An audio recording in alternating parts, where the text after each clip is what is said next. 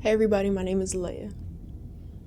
Well, I came out on different occasions to different people. So depending on how much I trusted you or how I thought your reaction was going to be, that would determine like how soon I would tell you.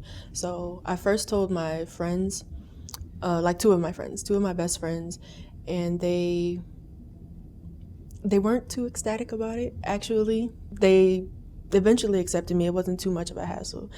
Next came my grandma. She was like the closest family member to me. She gave me no hassle. She was like, I'm gonna love you anyway. My dad was the last one, and he was the hardest one.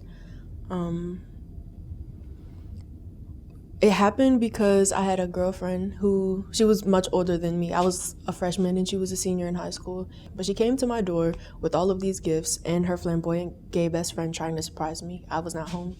So my dad answered the door and he saw the gifts, he saw her, he saw him, and he took the gifts and told them to leave. And then I came home and I was trying to play it off because I had been pretty in denial that whole time. Like, I always said no. There was so many instances where they would ask, or somebody would ask about me to them, my parents, I mean, and they would say like, no, my daughter's not, or I would say, no, I'm not, they're all wrong, they're lying, they're this. But this day I really couldn't hide it, so I wasn't ready to come out. I was kind of pushed out by her, not that she meant to do it, but yeah, so he was like, are you gay? That's the only reason why gay people would be knocking at my door and bringing these gifts, are you? And I said yes. And it escalated a lot from there. He ran upstairs and told my mom, and my mom was blank. They were asking so many questions like, well, have you done this before or this? And who's that? Is that girl that you call your best friend? Is that actually your best friend, or is that somebody that you used to talk to? Are you bringing them in my house? I was trying to answer the questions, but I was so like emotional. I was kind of hysterical almost. I was crying a lot, because I was bombarded with so many questions that I wasn't ready for. A lot of them I didn't even have the answer to. I wasn't ready to come out. I was pretty blindsided by all of this. I didn't even want to have that relationship that I had public. Like, I was not out at all. I wasn't ready to come out. A year after that, they started to get better with it only when someone else, the teacher specifically, said the same things that they were saying to me, to me.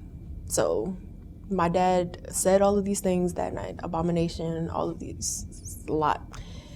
And he was cool with it. But then when somebody else came and attacked me in the same way, that's when he started to see that it was wrong. And he started to see that what he said wasn't right.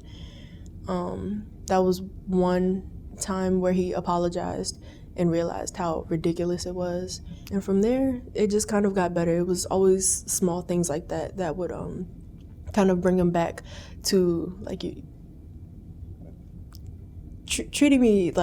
treating us better. After coming out and having all of that happen, I really closed off very, very much. I didn't want to get close to anybody. I didn't want to tell anybody about who I was or what I was about because I didn't want that kind of reaction. So for a long time, for that year, I was just closed off. I wasn't talking to anyone at all. Surprisingly enough, I don't know how this makes sense, but I found community in the same people who did it to me. So I didn't feel comfortable with it until my parents accepted it. My parents actually were my community, even though they were the ones who took it from me. They had learned a lot by then when they protected me from the teacher who was discriminatory. And I don't know, just seeing them grow made me feel more at home. I stopped feeling like a stranger. It was my family and they took it the worst, but it was my family. I found community and they made it fit. It worked.